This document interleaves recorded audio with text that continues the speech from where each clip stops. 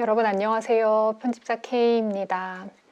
지금 저희 강이가 밥을 먹고 있는데 소리가 들어갈 수도 있을 것 같아요. 좀 기다릴까 하다가 왠지 참 듣기 좋은 소리라는 생각이 들어서 그냥 녹화를 시작을 해봅니다. 오늘은 10월에 함께 읽고 싶은 책 몇 권을 가지고 왔어요. 제가 지금 목이 잠겨 있는데 말을 별로 안 하다가 갑자기 말을 해서 그런 것 같아요. 첫 번째로 보여드릴 책은 들풀의 구원이라는 책입니다. 책이 정말 아름다운데 너무 아름답죠? 안에도 그림이 정말 아름답게 일러스트가 들어가 있어요. 그리고 꼭지마다 한 꼭지가 시작이 될 때 그 꼭지의 제목과 들풀 하나가 소개가 됩니다. 그리고 작게 이런 그림이 들어가고 들풀에 대한 설명 그리고 본문이 시작되는 구조예요. 그래서 제목에 있는 들풀의 구원의 그 들풀이 정말 톡톡히 역할을 하는 책인데요. 사실 이 책은 제가 한번 처음에는 읽기를 실패했었어요. 너무 아름다운 책이고 제가 식물과 관련된 산문을 좋아하는데 이렇게 후룩 넘겨만 봤을 때도 실제로 식물 이야기도 충실히 나오는 것 같고 시인이 쓴 산문이라면 더더욱 좋을 것 같았고 무엇보다 제가 정말 믿고 읽는 번역가인 김명남 번역가께서 번역을 한 것도 한몫을 했는데요. 그래서 와 이건 딱 나를 위한 책인데 하면서 펼쳐 들었는데 제가 오래 읽지 못하고 덮었어요. 슬픔과 상실과 죽음의 기운이 아주 강렬한 책이고 거기에 이제 가난 그리고 질병 등등 그런 기운이 되게 응집돼 있는 책인데 그것이 이제 그 당시에 저에게는 잘 맞지 않았던 것 같아요. 그래서 힘든 얘기 못 읽겠다 하는 생각이 들어서 덮었고 이제 어느 날 저의 마음이 조금 안정을 되찾고 여유가 생겨서인지 이 책을 다시 한번 펼쳐보게 되었는데요. 너무 다른 느낌을 받게 된 거예요. 그래서 정말 푹 빠져서 읽었고 중간쯤 읽었을 때 이 책은 나의 올해의 책의 후보가 되지 않을까라는 강렬한 예감이 저에게 밀어 닥쳤습니다. 이제 4분기도 되었고 저도 곧 올해의 책 관련된 영상을 아마 만들지 않을까 싶은데 올해를 돌아봤을 때 제가 지금 저의 마음속에 올해의 책 후보가 3권이 있거든요. 그 3번째 책이 이 들풀의 구원입니다. 너무 좋은 책이고 어쩌면 저처럼 타이밍이 안 맞아서 이 책을 처음에는 좀 버겁다라고 여기시는 분들이 계실 수도 있겠지만 그럼에도 불구하고 꼭 한번 들여다보셨으면 좋겠다. 아름다운 문장이 가득한 산문에 관심이 많으신 분들 계시지 않을까 싶기도 해서 보여드리게 됐어요. 서두가 좀 길었죠. 빅토리아 베넷이라는 영국의 시인이 쓴 책입니다. 시인이자 정원사 그리고 어머니라고 첫 줄에 소개가 되어 있어요. 그런 빅토리아 베넷이 10년의 기록을 담은 책인데요. 워낙 아이를 갖기 어려운 몸이었어서 몇 번의 유산을 경험한 끝에 아이를 굉장히 힘들게 임신을 하게 되었어요. 엄청난 축복인 소식이죠. 근데 이제 그 가까이에서 자신을 지지해주고 아낌없는 사랑을 주던 자신의 언니가 아이가 태어나기 직전에 익사사고를 당해서 세상을 떠나는 엄청난 상실을 겪게 돼요. 그것을 간신히 버텨서 왜냐하면 뱃속에 아이가 있고 이 아이에게는 나밖에 없다는 그 생각을 할 수밖에 없으니까 그렇게 힘들게 찾아온 아이가 3살 굉장히 어린 나이죠. 3살에 제1형 당뇨라는 이제 당뇨 진단을 받아요.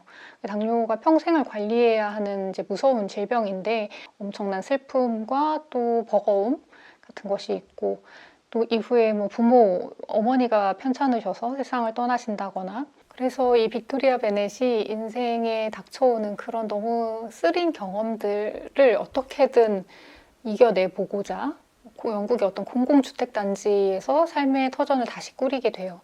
거기에는 물론 가난한 예술가라는 현실적인 이유도 있었고요. 그래서 그 꽁꽁 언 공공주택단지 안의 땅을 조금씩 자신의 어린 아들과 함께 일구어 나가면서 자기들만의 작은 정원을 꾸려나가기 시작을 합니다. 장미같이 우리가 관상용으로 생각하는 화려하고 예쁜 꽃들보다는 각각의 쓰임새가 있고 생김새도 다르고 그렇지만 사람들에게는 잡초라고 일컬어져서 아무 쓸모없는 풀처럼 여겨지는 들풀들, 그런 들풀들을 많이 가꾸면서 들풀의 생김새나 쓰임이나 등등을 자신의 인생과 연결시켜서 조금씩 앞으로 나아가 보는 일들을 담은 책이에요.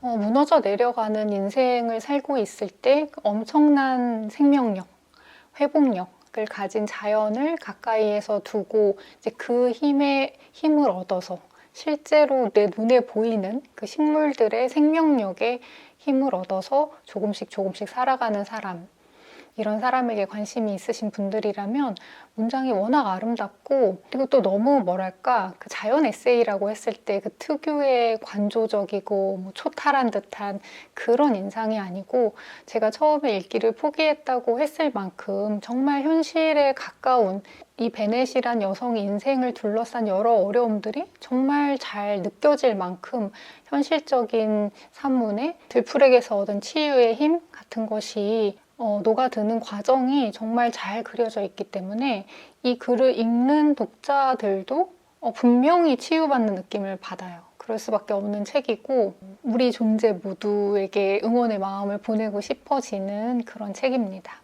식물이 얼마나 잘 자라줄지 완전히는 알지 못한 채 씨앗을 뿌리고 구근을 심고 하잖아요.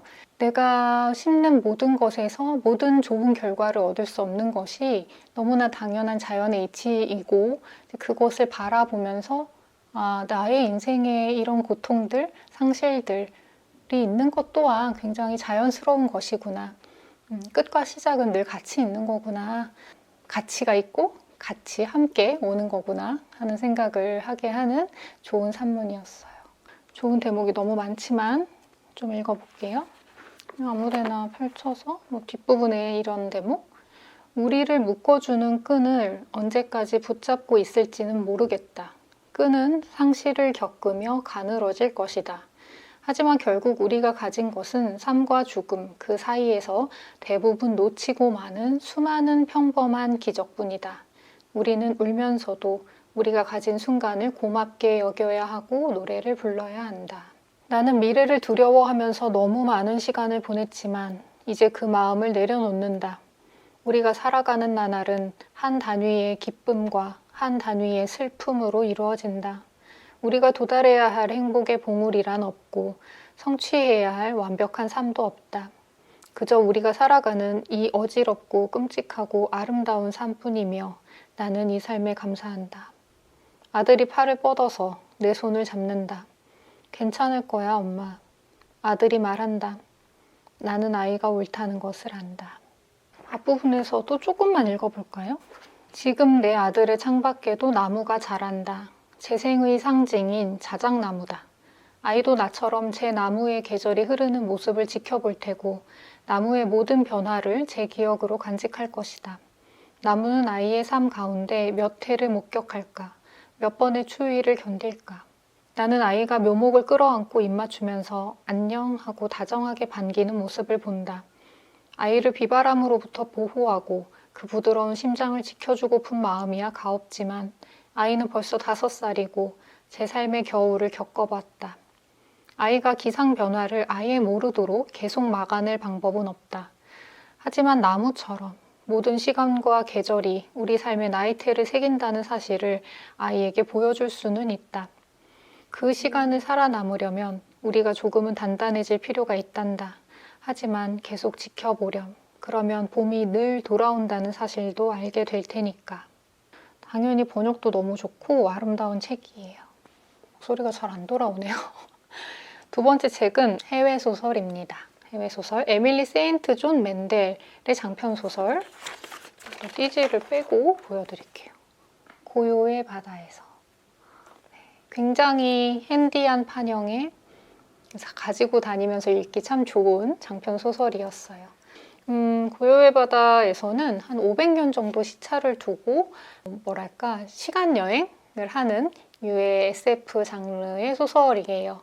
사실 요즘은 시간 여행이나 타임슬립 이런 소재가 드라마에서도 많고 영화에서도 많고 책에서도 정말 많고 그렇죠? 그렇게 시간을 거슬러서 무언가를 만나려고 하는 사람들이 가진 간절함? 그리고 시간을 돌이킬 수 없다는 그 어떤 인간의 숙명 같은 것들이 확실히 어딘가 자극하는 것 같아요. 불가능하기 때문에 꿈꿔보는 것들이 그래서 많을 텐데 뭐 영상으로 보는 그 스펙터클도 물론 좋지만 제가 이 고요의 바다에서를 읽으면서 그런 선택을 한 사람의 마음을 문장으로 만나는 것만큼 좋은 게 없다라는 생각을 좀 새삼했던 것 같아요. 그 인물이 왜 그런 선택을 했는지, 그리고 자신으로 인해 무언가 바뀔 수 있다는 걸 알면서도 그 선택을 했을 때의 그 사람의 이야기라든가 뭐 마음이나 여러 감정들 같은 것을 문장으로 읽으면 뭐랄까 좀 듣는 기분이랄까요? 그러니까 보는 것과 다르게 누군가의 이야기, 누군가의 마음을 듣는 기분이 든다는 것이 굉장히 좀 내밀하면서도 훨씬 더 가깝게 느끼는 행위구나. 그것이 문장을 읽을 때의 그 고유한 기쁨이구나라는 생각을 좀 했습니다.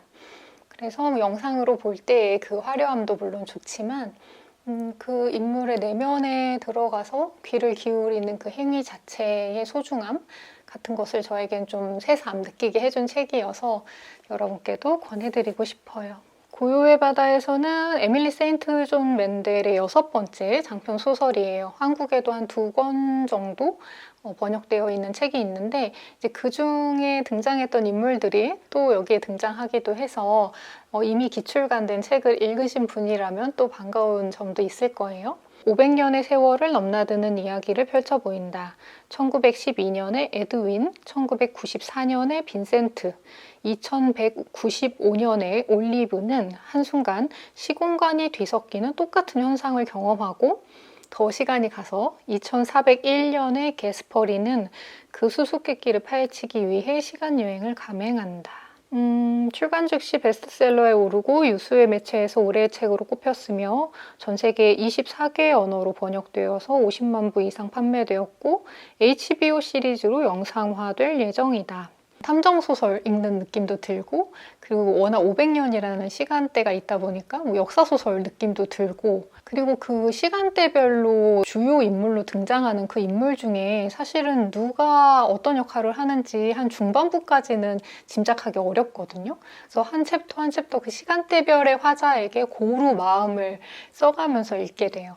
근데 그 시간대별 화자들에게는 뭐 전쟁이나 팬데믹 같은 정말로 인간이 마주했을 때 헤쳐나가기 어려운 종류의 엄청난 재앙, 재난 같은 상황이 벌어진다는 공통점도 있고 그것이 이제 이 인물들의 운명에 또 마음을 빼앗기고 그 500년 후에 누군가가 시간을 거슬러가는 행위를 하려고 할 때 심리적으로 납득이 되는 여러 장치 중에 하나로 작용을 하는 것도 같습니다. 밑줄 긋고 싶은 문장도 굉장히 많고 그러니까 문학적으로 완성도가 아주 높은 작품이라는 생각이 읽는 내내 들었어요.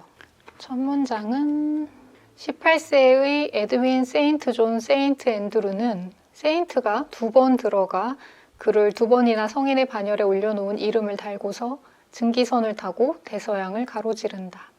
28세의 에드윈이 1912년의 주인공이에요. 그래서 어딘가로 추방당한 사람입니다. 추방당해서 항해를 하고 있어요. 세 번째 책은 이제 10월 10일이면은 노벨문학상 발표가 있을 텐데 이제 매년 노벨문학상 유력 후보로 이름이 거론되는 작가 살만 루슈디의 논픽션입니다. 나이프라는 책이고요. 표지가 강렬하죠. 이 원서 표지 그대로 활용하고 한국어 제목만 얹혀졌는데 원서 표지를 처음 봤을 때에 저는 약간 소름이 끼쳤었어요. 너무 멋지다라는 생각이 들어서 나이프라는 칼이라는 것을 표지로 어떻게 구현할 수 있을지 이렇게 꽂힌 칼로 아이를 대신하였습니다. 띠지를 이제 벗기고 보여드릴까 하다가 띠지의 이 사진도 강렬하죠. 한쪽 눈을 가린 작가입니다. 살만 루슈디 좋아하시나요, 여러분? 워낙에 뭐 이름은 알고 있다라든가 노벨상 후보로 자주 거론되는 작가이지 않은가 하는 그런 정보만 알고 계시는 분들도 계실 테고, 그리고 제가 그 나쁜 책 썼던 김유태 작가님하고도 뭐 서점 사용법에서도 이야기하고, 악마의 시라는 살만 루슈디의 대표작 중 하나가 1980년대 후반에 이슬람교를 모독하는 내용이 담겨 있다라는 이유로 당시 이란의 지도자가 살만 루슈디를 제거하라라는 파트와라고 부르는데, 이제 그런 칙령 같은 걸 내린 거예요. 그렇게 1980년대 후반부터 계속 그 파트와의 영향 하에 살만 루슈디는 엄청 은둔 생활을 해야 됐었어요. 그래서 조지프 앤턴이라는 가명으로 살아왔고, 이제 그 제목을 딴 회고록을 내기도 했었는데, 이제 자서전 같은 회고록이죠. 그랬었는데, 그로부터 30여 년이 지나서 이제는 조금 나도 좀 다른 사람들처럼 살 수 있게 되었다라고 생각을 하게 된 지 얼마 안 된 시점에, 하지만 어쨌건 파트와로부터는 30년이나 지난 2022년에 미국에서 이제 강연을 하러 갔다가 피습을 당하는 사건이 벌어집니다. 갑작스러운 피습에 뭐 15군데인가를 찔리고 왼팔 신경이 잘리고 온몸에 자상이 나고 목에도 나고, 무엇보다 오른쪽 눈이 칼에 찔리는, 그래서 실명을 한 엄청난 피습 사건이 있었죠. 범인은 현장에서 잡혔는데 20대 젊은 나이에 무슬림 남성이었어요.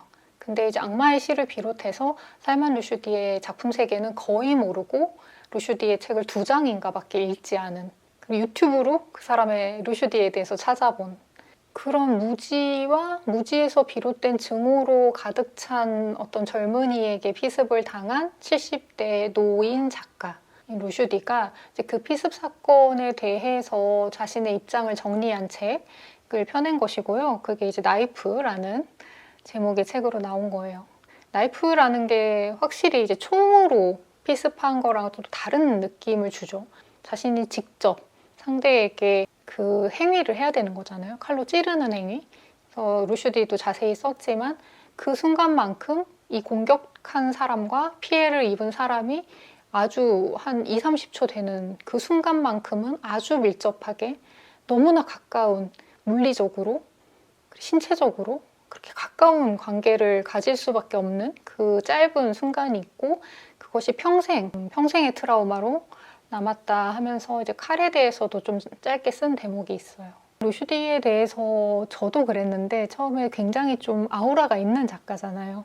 한밤의 아이들 같은 책은 3번의 부커를 받았죠. 부커상을 받고 뭐 부커 오브 부커 이런 류의 베스트 부커 뭐 이렇게 해서 부커 트리플 영예를 아는 굉장한 작가이고, 그리고 뭐 악마의 시도 그렇고 뭐 계속 노벨상 후보라고도 하니까, 그리고 인도 출신의 뭐 영국에서 생활하고 미국에서 살고 있는 작가라는 점 등등 했을 때, 그리고 어떤 그 종교적인 이유로 금서가 된 것들, 그런 것들이 좀 거리감을 느끼게 하는 작가이기도 한데요. 실제로 작품은 너무너무 재밌고, 입담꾼이 막 풀어내는 환상적인 세계, 이런 작품 세계를 가진 작가라서 나이프를 읽어도 이제 그런 입담꾼으로서의 뭐랄까 그 숨길 수 없는 재질 같은 게 잘 드러나는 문장들도 많은데, 작가에 대한 문턱을 좀, 진입장벽을 낮춰주는 역할도 이 책이 할 수 있지 않을까라는 기대도 했습니다. 물론 굉장히 엄청난 일에 대한 회고이기 때문에 뭐 내용이 재기발랄하거나 그럴 순 없겠죠. 그렇지만 이 사람 자체가 너무 모든 일을 비관적이고 심각하게 받아들이는 사람이 아니고, 결국은 엄청난 회복 탄력성과 의지, 삶의 의지 이런 것들, 그것으로 자신을 정말 갑옷처럼 잘 무장해서 이겨내려고 하는 사람이기 때문에 너무 어렵고 무겁고 힘든 내용이지 않을까라는 걱정은 잠시 내려두시고 읽어보셔도 좋을 것 같아요. 그리고 이 책을 읽고 나서 한밤의 아이들이나 악마의 시를 읽으시면 이제 더 재밌게 읽으실 수도 있겠다라는 생각도 들고요. 소위 우리가 뭐 마술적 리얼리즘 이런 표현 많이 쓰잖아요. 그래서 그런 계열의 분류를 꼭 하자면 그런 계열의 작가라고 보시면 되기 때문에 엄청난 상상력과 문장력으로 몰아치는 듯한 그 그런 작품을 읽어보고 싶다 하시는 분들께 이제 한밤의 아이들 같은 책도 추천을 해드리고, 이제 그런 작가가 어쩌다가 이런 엄청난 피습을 당해서, 그러니까 본인은 작품보다 그런 자신에게 있었던 파트화라든가 이런 피습 사건 등등 사건으로 더 알려진 작가가 되는 것 같아서 굉장히 씁쓸해하는 대목이 이 책에도 나오지만, 그렇게 어찌됐건 역사적으로, 문학사적으로 너무나 두드러지는 인물인 것도 맞기는 맞는 터라 이 책도 한번 눈여겨보시면 좋지 않을까 싶습니다. 이 나를 찔렀던 그 가해자를 내 이야기의 일부로 만들어서 이 이야기 자체를 내 것으로 만들어야 한다 하는 그런 강렬한 의지가 있었고, 표현의 자유에 대해서 평생 자신이 옹호해오고 거기에 힘써왔던 것에 더해서 이 일에 대해서 어떻게든 목소리를 내지 않을 수 없다라는 의무감 같은 것도 분명히 있었던 것 같고요. 결국 루슈디가 말했듯이 그 가해자에게 가장 큰 복수를 하는 것은 내가 잘 사는 거잖아요. 내가 좋은 인생을 살고 이 가해자에 대해서 너무 깊이 생각하지 않고 나의 인생을 더 다시 잘 꾸려보려고 하는 것. 근데 그것을 이 노 작가가 어떤 방식으로, 어떤 과정으로 해나가는가 하는 것을 엿볼 수 있습니다. 제가 예상했던 것보다는 훨씬 더 인간적인 모습을 담은 책이었던 것 같아요.